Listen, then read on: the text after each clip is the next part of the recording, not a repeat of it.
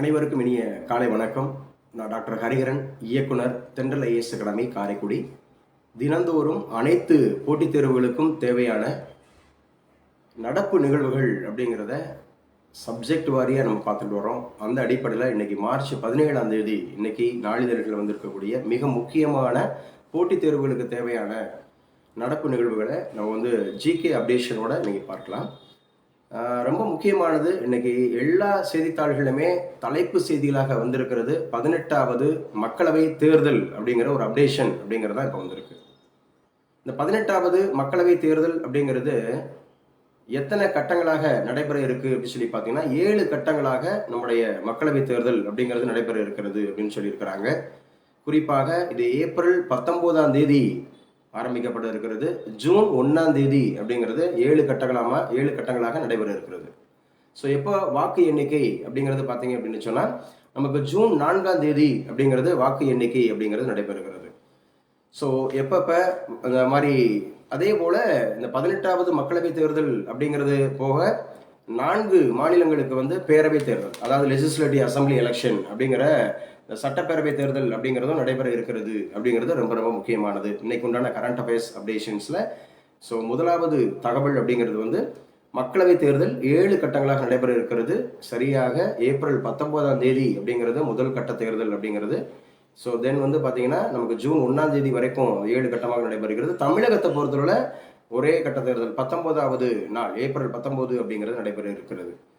So அடுத்தாப்புல எந்தெந்த மாநிலத்தில் இந்த பேரவை தேர்தல் அப்படிங்கிற சட்டமன்ற தேர்தல் நடைபெறுகிறது அப்படின்னு சொல்லி பார்த்தீங்கன்னா, ஸோ குறிப்பாக ஆந்திராவில் மே 13ஆம் தேதி அப்படிங்கிறது ஆரம்பிக்கப்பட இருக்கிறது. ஸோ தென் ஒடிசா மாநிலத்தில் மே 13, 20, 25 அப்படிங்கிற மாதிரி ஸோ இங்கே நடத்தப்படுகிறது அப்படின்னு சொல்கிறாங்க. சட்டப்பேரவை தேர்தல்கள் அப்படிங்கிறதுல ரொம்ப ரொம்ப முக்கியமானது. ஸோ அடுத்து நமக்கு இது 18வது மக்களவை தேர்தல் அப்படிங்கிறது ரொம்ப ரொம்ப முக்கியமானது. முதல் தேர்தல் அப்படிங்கிறது 19, 51, 52 அந்த காலகட்டத்தில் நடந்துச்சு. அந்த அடிப்படையில் 18வது மக்களவை தேர்தல் அப்படிங்கிறது நடைபெற இருக்கிறது. ஸோ 17 மக்களவை தேர்தல் அப்படிங்கிறது முடிவுக்கு வருது. இதுவும் ரொம்ப ரொம்ப முக்கியமானது. இன்னைக்கு உண்டான கரண்ட் அஃபேர்ஸ் அப்படிங்கிற அப்டேஷன்ஸ் அப்படிங்கிறத நம்ம பார்த்துட்டு இருக்கோம். ஸோ அடுத்து என்ன சொல்றாங்க அப்படி சொல்லி பார்த்தீங்க அப்படின்னு சொன்னால், சுகாதாரத்துறையில் சிறப்பான செயல்பாடு 614 விருதுகளுடன் தமிழகம் தான் முதலிடம் அப்படின்னு சொல்லியிருக்கிறாங்க. சுகாதாரத்துறையில் சிறப்பான செயல்பாடு அப்படிங்கிற அடிப்படையில் 614 விருதுகளுடன் தமிழகம் முதலிடத்தை பிடித்திருக்கிறது அப்படின்னு சொல்லி தமிழகத்தினுடைய சுகாதாரத்துறை அமைச்சர் மா சுப்பிரமணியன் அவர்கள் அப்படிங்கிறவங்க சொல்லியிருக்கிறாங்க. அப்போ இந்தியாவினுடைய சுகாதாரத்துறை அமைச்சர் யார் அப்படின்னு சொன்னால் மான்சுக் மாண்டேவியா. மான்சுக் மாண்டேவியா அப்படிங்கிறவர் தான் நம்முடைய இந்தியாவுக்கான சுகாதாரத்துறை அமைச்சர், பப்ளிக் ஹெல்த் மினிஸ்டர் அப்படின்னு சொல்லி சொல்லுவாங்க. தமிழகத்திற்கு யாரு அப்படின்னு சொல்லி பார்த்தீங்கன்னா மா சுப்பிரமணியன் அப்படிங்கிறத சொல்லியிருக்கிறாங்க. ஸோ ரொம்ப ரொம்ப முக்கியமானது இன்னைக்கு உண்டான கரண்ட் அஃபேர்ஸ் அப்படிங்கிறத நம்ம பார்க்குறோம். இது தமிழகத்தின் சார்ந்த நியூஸ் அப்படிங்கிறதையும் நம்ம பார்க்கலாம். கச்சத்தீவை மீட்க எடுத்த நடவடிக்கைகள் என்ன? பிரதமர் மோடி அவர்களுக்கு நம்ம தமிழகத்தினுடைய முதல்வர் அப்படிங்கிறது ஸோ இன்னைக்கு என்ன சொல்லியிருக்கிறாங்க அப்படின்னு சொன்னால் கடிதம் எழுதியிருக்கிறதாக சொல்லப்படுகிறது. அப்போ கச்சத்தீவு அப்படிங்கிறது உங்களுக்கு தெரியும். ஸோ ஸ்ரீலங்கா அப்படிங்கிறதுக்கும் தமிழகத்திற்கும் ரொம்ப ரொம்ப முக்கியமான ஒரு காரியமாக இருக்கிறது தான் இந்த கச்சத்தீவு. இந்த கச்சத்தீவை மீட்கிறதுக்காக ஸோ பிரதமர் மோடி அவர்களுக்கு நம்முடைய தமிழக முதல்வர் அவர்கள் அப்படிங்கிறது கடிதம் எழுதியிருக்கிறார் அப்படிங்கிறத நம்ம பார்க்கலாம். ஸோ அடுத்து இந்த சீர் மரபினர் அப்படின்னு சொல்லுவாங்க இல்லையா, டி நோட்டிஃபைடு காஸ்ட் அப்படின்னு சொல்லக்கூடிய இந்த சீர் மரபினர் அப்படிங்கிறவங்களுக்கு ஒரே சான்றிதழ். சீர் மரபினர் வகுப்பினருக்கு 2 சான்றிதழ்களுக்கு பதிலாக இனி ஒரே சான்றிதழ் வழங்க உத்தரவு அப்படிங்கிறத தமிழக முதல்வர் அவர்கள் அறிவிச்சிருக்கிறாரு. ஒரே சர்டிபிகேட் அப்படின்னு சொல்லி சொல்றாங்க. டிஎன்சி அப்படிங்கிறவங்களுக்கு, சீர் மரபினர் அப்படிங்கிறவங்களுக்கு ஒரே சர்டிபிகேட் இனிமேல் கொடுக்கப்படும் அப்படின்னு சொல்லியிருக்கிறாங்க. அப்போ மக்களவை தேர்தல் updation is very very important. 7 கட்ட தேர்தலாக நடைபெறுகிறது. ஏப்ரல் 19ஆம் தேதி அப்படிங்கிறது ஆரம்பிக்கிறாங்க. ஜூன் 1ஆம் தேதி முடியுது. அப்போ ஜூன் 4ஆம் தேதி அப்படிங்கிறது என்ன பண்ணுறாங்க, ஸோ நம்முடைய மக்களவை தேர்தல் அவங்களோட இதோட வாக்கு எண்ணிக்கை அப்படிங்கிறது நடைபெறுகிறது. ஸோ ஒட்டு மொத்தமாக இந்தியாவை பொறுத்தவரை இந்த மக்களவை தேர்தலில் எவ்வளவு வாக்காளர்கள் இருக்கிறாங்க அப்படின்னு சொல்லி பார்த்தீங்கன்னா 96.8 அப்படிங்கிற கோடி வாக்காளர்கள் இருக்கிறாங்க. கிட்டத்தட்ட 140 கோடி மக்கள் அப்படிங்கிறது நம்ம ஐநா சபை அறிவிச்சிருக்கு நம்முடைய மக்கள் தொகையை. கிட்டத்தட்ட 32,87,263 சதுர கிலோமீட்டர்ல கிட்டத்தட்ட 140 கோடி ஜனங்கள் இருக்கிறாங்க. 28 மாநிலங்கள், 8 யூனியன் பிரதேசங்கள்ல. அதுல வாக்காளர்கள் மட்டும் 96.8 கோடி வாக்காளர்கள் அப்படிங்கிறது இருக்கிறாங்க. ஸோ நாடு முழுவதும் 10 லட்சம் வாக்குச்சாவடிகள், இந்த போலிங் ஸ்டேஷன் அப்படிங்கிறது 10 லட்சம் வாக்குச்சாவடிகள் இருக்கும் அப்படிங்கிறத சொல்லியிருக்கிறாங்க. ஸோ ரொம்ப முக்கியமானது. நம்முடைய election commissioner, chief election commissioner of India அப்படிங்கிறது ராஜீவ்குமார் அவர்கள் இந்த தகவலை சொல்றாரு.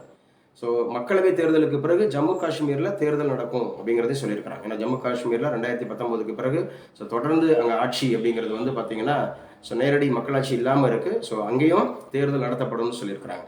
அதே மாதிரி மணிப்பூரில் ஒரு தொகுதிக்கு 2 கட்டங்களாக தேர்தல் அப்படிங்கிறத சொல்லியிருக்கிறாங்க. ஆந்திர பிரதேஷ் தேர்தல் இருக்குது, ஒடிசா இருக்குது, மணிப்பூர் இருக்குது, ஜம்மு அண்ட் காஷ்மீர் இருக்குது. ஸோ இதுங்கெல்லாம் சட்டமன்ற தேர்தல்கள் நடைபெறுகிறது அப்படிங்கிறதையும் பார்க்குறோம். அதே மாதிரி மக்களவை தேர்தலில் வாக்களிக்கக்கூடியவர்கள் மட்டும் 96.8 கோடி வாக்காளர்கள் இருக்கிறாங்க அப்படின்றத சொல்லியிருக்கிறாங்க.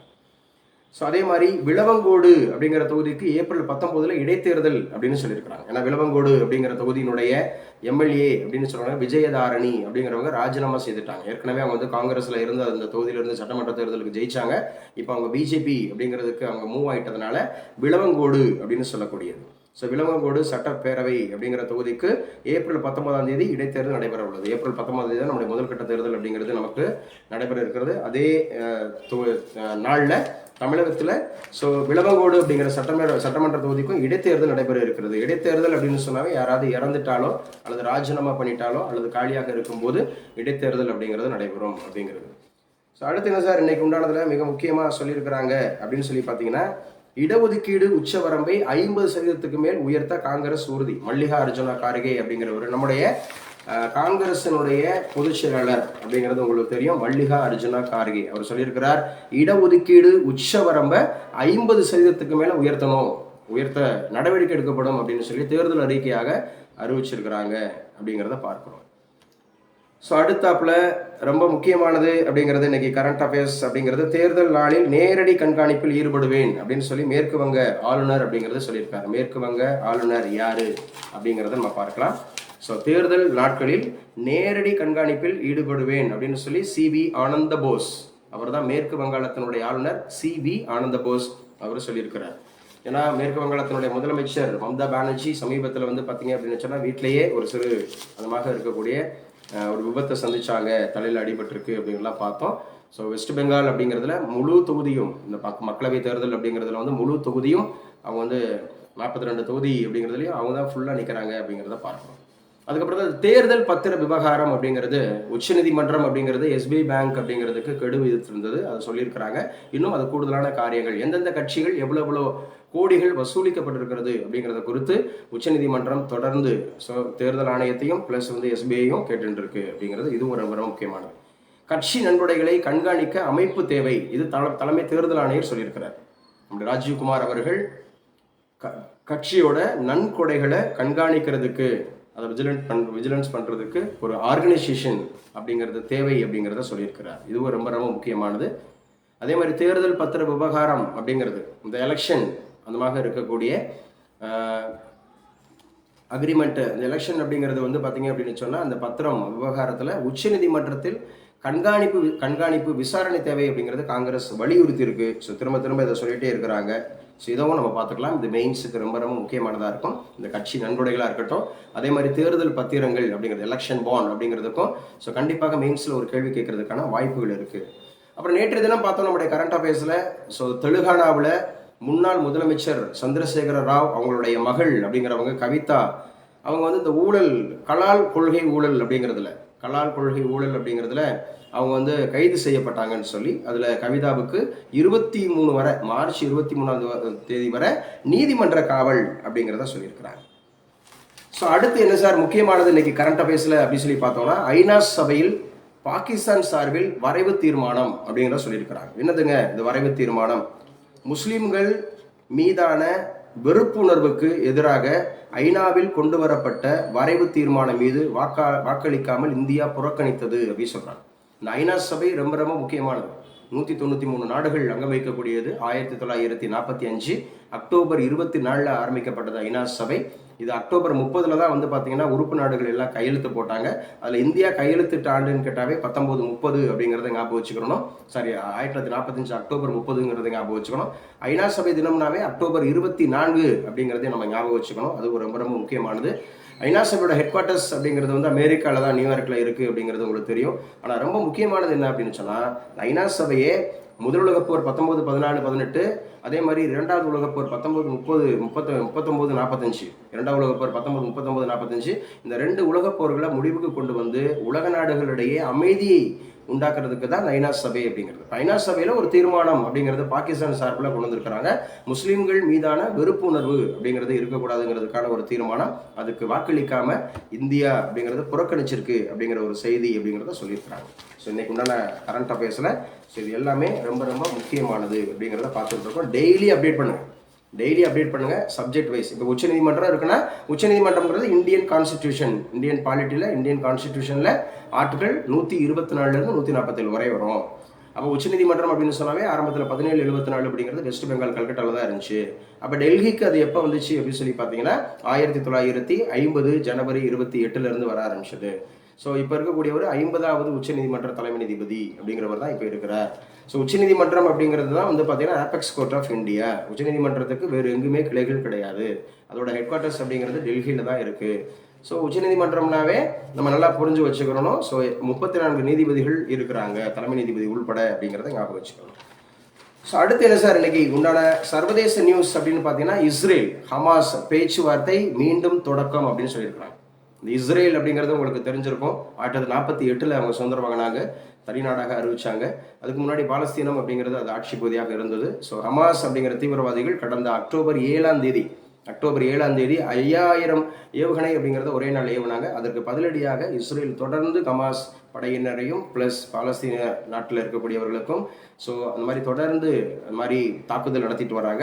அதில் இதுவரை வந்து பார்த்தீங்கன்னா 31,553 பேர் இது வரைக்கும் அதில் கொல்லப்பட்டிருக்கிறாங்க அப்படிங்கிறது ரொம்ப ரொம்ப முக்கியமானது. இந்த ஹமாஸ் அப்படிங்கிற ஒரு படை, அதே மாதிரி இஸ்ரேலில் நீலி அப்படிங்கிற ஒரு படை.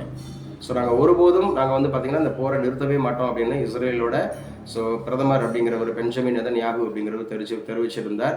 ஹமாஸும் அதுக்கு எதிர்ப்பு அப்படிங்கிற மாதிரி தொடர்ந்து அமெரிக்கா அப்படிங்கிற ஒரு ஆதரவு. அமெரிக்கா வந்து பார்த்தீங்கன்னா சமீபத்தில் காசாவில் இருக்கிறவங்களுக்கு உதவி செய்வதற்காக கப்பல்கள் அப்படிங்கிறதெல்லாம் அனுப்பியிருந்தாங்க, உணவுப் பொருட்கள் கொண்டு போகிறதுக்கு அப்படிலாம் சொல்லியிருந்தாங்க. ஸோ மீண்டும் பேச்சுவார்த்தை அப்படிங்கிறது இன்று தொடங்க இருக்கிறது அப்படிங்கிற ஒரு காரியத்தை சொல்லியிருக்கிறாங்க. அடுத்து சர்வதேச செய்திகளில் உக்ரைன் அப்படிங்கிற நாடுக்கும் ரஷ்யாவுக்கும் ஸோ தொடர்ந்து நீண்ட நாட்களாக போர் இருந்துட்டு இருக்கு. அதில் உக்ரைனில் ஒடேசா அப்படிங்கிறதுல 21 பேர் இன்னைக்கு உயிரிழந்திருக்கிறதாக தகவல் சொல்லியிருக்கிறாங்க.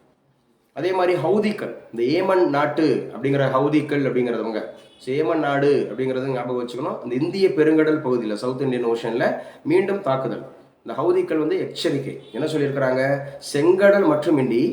செங்கடல் மட்டுமின்றி இந்திய பெருங்கடல் வழியாக செல்லும் இஸ்ரேல் தொடர்புடைய சரக்கு கப்பல்கள் மீதும் தாக்குதல் நடத்தப்படும் அப்படின்னு சொல்லி இந்த ஹவுதிக்கள் எச்சரிக்கை கொடுத்துருக்குறாங்க. ஸோ ஏமனின் ஹவுதி கிளர்ச்சியாளர்கள், ஸோ ஏமன் அப்படிங்கிற நாடு அவங்க தான் ஹவுதி அப்படிங்கிற கிளர்ச்சியாளர்கள் தொடர்ந்து செங்கடலில் வந்து பார்த்தீங்கன்னா இந்த இஸ்ரேல் ஆதரவு, அமெரிக்கா ஆதரவு, பிரிட்டன் ஆதரவு அப்படிங்கிற கப்பல்களுக்கு தொடர்ந்து இந்த மாதிரி எச்சரிக்கை கொடுத்துட்டு வந்தாங்க, பாதிப்பை ஏற்படுத்தினாங்க. இப்போ மீண்டுமாய் நம்ம வந்து என்ன சொல்லியிருக்காங்க, இந்தியன் ஓசன் அப்படின்னு சொல்லக்கூடிய இந்திய பெருங்கடலையும் நாங்கள் வந்து தாக்குதல் நடத்துவோம் அப்படிங்கிற ஒரு எச்சரிக்கையும் கொடுத்துருக்குறாங்க. ஸோ இது இன்டர்நேஷனல் நியூஸில் இன்றைக்கி ரொம்ப முக்கியமானது. அடுத்து ஹாங்காங். இந்த ஹாங்காங் அப்படிங்கிறது போராட்டக்காரர்களுக்கு சிறை அப்படிங்கிறது சொல்லப்பட்டிருக்கு. அப்போ ஹாங்காங் கடந்த 2019 ஆண்டு நடைபெற்ற ஜனநாயக ஆதரவு போராட்டத்தின் போது அந்த பிராந்திய பேரவை வளாகத்துக்குள் நுழைந்து ஆர்ப்பாட்டம் நடத்திய 12 பேருக்கு சிறை தண்டனை விதித்து தீர்ப்பளிக்கப்பட்டது. ஸோ அவங்களுக்கு இப்போ வந்து பார்த்தீங்கன்னா அவங்களுக்கு சிறை அப்படிங்கிறத சொல்லியிருக்கிறாங்க. இதுவும் இன்னைக்கு உண்டான கரண்ட் அஃபேர்ஸில் இன்டர்நேஷனல் நியூஸில் ரொம்ப ரொம்ப முக்கியமானதுங்க. ஸோ அடுத்து என்ன சார் அப்படி சொல்லி பார்த்தீங்கன்னா, அஸ்வின் DNCA பாராட்டு 1 கோடி பரிசு. டெஸ்ட்டுகளில் பங்கேற்று 500 விக்கெட்டுகள் வீழ்த்தி சாதனை படைத்த இந்தியாவினுடைய முன்னணி சுழற்பந்து வீச்சாளர் அஸ்வின் அப்படிங்கிறவருக்கு வந்து பார்த்தீங்கன்னா 1 கோடி ரூபாய் பரிசு கொடுத்துருக்குறாங்க, பாராட்டு தெரிவிச்சிருக்கிறாங்க அப்படிங்கிறது இன்னைக்கு உண்டான கரண்ட் அஃபேர்ஸில் இது ரொம்ப ரொம்ப முக்கியமானது அப்படிங்கிறத பார்க்குறோம். அதே மாதிரி மும்பையில் நடைபெற்ற Indian street league T10 cricket அறிமுக போட்டி T10 T20 இருக்கிற மாதிரி T10 அப்படிங்கிற ஒரு போட்டியும் ஸோ நடைபெற்று இருக்கிறது அப்படிங்கிறது ரொம்ப ரொம்ப முக்கியம். ஸோ இன்னைக்கு உண்டான கரண்ட் அஃபேர்ஸில் இதுதாங்க ரொம்ப ரொம்ப முக்கியம் அப்படிங்கிறத பார்க்கணும். அதே மாதிரி பழனியில் முத்தமிழ் முருகன் மாநாடு அப்படிங்கிறது வந்து ஒருங்கிணைப்பு அது நடைபெற இருக்கிறது அப்படிங்கிறத நம்முடைய அமைச்சர் சொல்லியிருக்கிறார். பழனியில் அனைத்துலக முத்தமிழ் முருகன் மாநாட்டை சிறப்பாக நடத்த அமைச்சர் சேகர் பாபு அப்படிங்கிறவர் சொல்லியிருக்கிறார் அப்படிங்கிறத பார்க்குறோம். முத்தமிழ் அப்படிங்கிறது இசை, இயல், இசை, நாடகம் அப்படின்னு சொல்லுவோம். இயல், இசை, நாடகம்ன்றதான் முத்தமிழ். அந்த முத்தமிழோட மாநாடு அப்படிங்கிறது. அடுத்து உங்களுக்கு ஒரு முக்கியமான ஒரு அப்டேஷன் உங்களுக்கு தெரிஞ்சிருந்திருக்கும். என்ன சார் அப்படின்னு சொல்லி பார்த்தீங்கன்னா, நம்ம தமிழ்நாட்டை பொறுத்தளவுல சென்னையில் அடுத்த வருஷம் 2025 அப்படிங்கிறதுல இரண்டாவது அதாவது செம்மொழி மாநாடு அப்படிங்கிறது நடைபெற இருக்கிறது. தமிழுக்கு செம்மொழி அந்தஸ்து அப்படிங்கிறது 2004 கிடைக்கப்பட்டது. முதல்ல இந்திய மொழிகளிலே 22 மொழிகள் அப்படிங்கிறது இப்போ 2 மொழி 24 மொழிகள் சொல்றாங்க அட்டவணைப்படுத்துறதுல. அப்போ அந்த 22 24 மொழிகளில் தமிழ் மொழி அப்படிங்கிறதுக்கு தான் வந்து பார்த்தீங்கன்னா முதல்ல செம்மொழி அந்தஸ்து அப்படிங்கிறது 2004 கொடுக்கப்பட்டது. ஸோ அந்த அடிப்படையில் இப்போ 2004 அப்படிங்கிறது நம்ம வாங்கணும் இல்லையா. அடுத்து 2009 அப்படிங்கிறதுல முதல் செம்மொழி மாநாடு அப்படிங்கிறது கோயம்புத்தூரில் நடைபெற்றது. ஸோ இரண்டாவது செம்மொழி மாநாடு அப்படிங்கிறது உலக தமிழ் செம்மொழி மாநாடு அப்படிங்கிறது எங்கே நடைபெற இருக்கிறதுனா சென்னையில் அடுத்த வருடம் 2025 நடைபெற இருக்கிறது. இதுவும் ரொம்ப ரொம்ப முக்கியமானது. அதே 2025 அதே போல ரொம்ப முக்கியமானது புத்தாக்க அப்படிங்கிறது வேர்ல்டு இன்வெஸ்டர்ஸ் மீட் அப்படிங்கிறது 2025 நம்ம சென்னையில் தான் நடைபெற இருக்கிறது. இதுவும் ரொம்ப ரொம்ப முக்கியமானது. ஹேலோ விளையாட்டு அப்படிங்கிறது சென்னையில் தான் நடந்துச்சு. ரொம்ப ரொம்ப முக்கியமானது. செஸ் ஒலிம்பியாட் அப்படிங்கிறது சென்னையில் தான் நடந்துச்சு. இதுவும் ரொம்ப ரொம்ப முக்கியமானது. உலக நமக்கு தமிழ் செம்மொழி மாநாடு அடுத்த வருஷம் நடைபெற இருக்கிறது. இதுவும் ரொம்ப ரொம்ப முக்கியமானது. ஸோ இன்னைக்கு உண்டான கரண்ட் அஃபேர்ஸ் அப்படிங்கிறது மார்ச் 17 2024 அப்படிங்கிறதுல ஸோ இந்தியாவில் என்ன நடந்திருக்கு, தமிழ்நாட்டில் என்ன நடந்திருக்கு, வேர்ல்டில் என்ன நடந்திருக்கு, ப்ளஸ் வந்து பார்த்தீங்கன்னா போட்டித் தேர்வுகளுக்கு தேவையான முக்கியமான விஷயங்களை ஷேர் பண்ணியிருக்கிறோம். ஸோ சரியாக இப்போது 9 மணி அப்படிங்கிறதுக்கு வந்து பார்த்தீங்க அப்படின்னா நம்முடைய தென்றல் ஐஏஎஸ் அகாடமியோட வினாடி வினா அப்படிங்கிறது இருக்குது. ஸோ இதில் பார்த்து கொண்டு இருப்பவர்கள் அதுலேயும் நீங்கள் கலந்து கொள்ளணும்னு சொன்னால் அந்த லிங்க் உங்களுக்கு அனுப்பப்படும். அதில் கலந்துக்குங்க. குறிப்பாக 7ஆம் வகுப்பு அப்படிங்கிறதுல முதல் பருவம், 2ஆம் பருவம், 3ஆம் பருவம் அப்படிங்கிற தமிழ் அப்படிங்கிறது ஃபுல்லாக நம்ம வந்து வினாடி வினால கேட்க இருக்கிறோம். 7ஆம் வகுப்பில் முதல் பருவம், 2ஆம் பருவம், 3ஆம் பருவம். அதுக்கப்புறம் ஹிஸ்ட்ரியில் நமக்கு வந்து இண்டஸ் வேலி சிவிலைசேஷன் அப்படின்னு சொல்லக்கூடிய சிந்து சமவெளி நாகரிகம், அதுக்கப்புறம் குப்தர்கள் அப்படின்னு சொல்லக்கூடியது. இது ஃபுல்லாக நம்ம வந்து வினாடி வினால கேட்க இருக்கிறோம். தென் வந்து யூனிட் 8 அப்படிங்கிறதுல ரொம்ப ரொம்ப முக்கியமானது மருந்துகளும் நோய்களும் உணவு முறைகளும் அப்படின்னு சொல்லக்கூடியதை பார்ட் Cல கேட்பாங்க. அது முக்கியமானது. அப்புறம் கரண்ட் அஃபேர்ஸ் இந்த வாரத்தில் நடைபெற்ற கரண்ட் அஃபேர்ஸ் அப்படிங்கிறத ஃபுல்லாக ரீகால் பண்ண போகிறோம். சரியாக 9 மணிலிருந்து 11 மணி வரைக்கும் இந்த குவிஸ் போகும். நம்முடைய தென்றல் ஐஏஎஸ் அகாடமியினுடைய வாரம் அப்படிங்கிறது 2 தேர்வுகள் நடத்தப்படும். ப்ரிப்பரேட்டரி டெஸ்ட் டெய்லி காலையில் 5 மணிக்கு வந்து பார்த்தீங்கன்னு சொன்னால் நமக்கு வந்து ஸ்பெஷல் டெஸ்ட் அப்படிங்கிறது நடக்கும். ஸோ இது 11வது டெஸ்ட் அப்படிங்கிறதுக்கான சிலபஸ் அப்படிங்கிறது ஒரு திங்கட்கிழமை இருக்குது. இதுக்கான வினாடி வினா அப்படிங்கிறது சரியாக 9 மணி அப்படிங்கிறதுக்கு இருக்கணும். ஒரு 10 நிமிஷம் கழிச்சு மறுபடியும் லைவ் வரும். ஸோ தொடர்ந்து பாருங்கள். ஸோ இன்னும் சரியாக 84 நாட்கள் இருக்கிறது. தென்றல் ஐஏஎஸ் அகாடமியை நீங்கள் பின்பற்றினால் நிச்சயமாக குரூப் 4ல் ஒரு வேலைக்கு போயிடலாம். அடுத்தடுத்து வரக்கூடிய குரூப் 1, குரூப் 2, யூபிஎஸ்சி, எஸ்எஸ்சி, பேங்க்கு, டிஆர்பி, ஆர்ஆர்பி அது போன்ற எக்ஸாம்ஸ் எல்லாம் அடிக்கலாம். அதே மாதிரி வாய்ப்பு இருந்துச்சுன்னா 4000 போஸ்ட் அப்படிங்கிறது கவர்மெண்ட் ஆர்ட்ஸ் அண்ட் சயின்ஸ் காலேஜில் அசிஸ்டன்ட் ப்ரொஃபஸருக்கு போட்டிருக்கிறாங்க. ஸோ வாய்ப்பு இருந்துச்சுன்னா உங்கள் நண்பர்கள் யார் இருந்தாங்கன்னா சொல்லுங்கள். நம்முடைய தென்றல் ஐஏஎஸ் அகாடமி 6 சப்ஜெக்ட்டுக்கு நடத்துகிறோம். தமிழ் நடத்துகிறோம், இங்கிலீஷ் நடத்துகிறோம், காமர்ஸ் நடத்துகிறோம், எக்கனாமிக்ஸ் நடத்துகிறோம், ஹிஸ்ட்ரி அப்படிங்கிறது நடத்துகிறோம். ஸோ ரொம்ப முக்கியமாக வந்து பார்த்தீங்க அப்படின்னு சொன்னால் இந்த பாடங்களுக்கு தேவையான அனைத்து நோட்ஸும் இருக்குது. ஸோ ரெகுலர் கிளாஸ் இருக்குது, ரெகுலர் டெஸ்ட் இருக்குது. ஸோ நிச்சயமாக இந்த முறை அரசு வேலை பெறக்கூடியவர்கள், வாய்ப்பு இருக்கிறவர்கள் ஸோ தேடி வாருங்கள், தேர்வாகி செல்லுங்கள். தென்றல் ஐஏஎஸ் அகாடமியில் படித்தா நிச்சயமாக ஒரு அரசு வேலை உண்டு. So thank you so much. Have a nice day.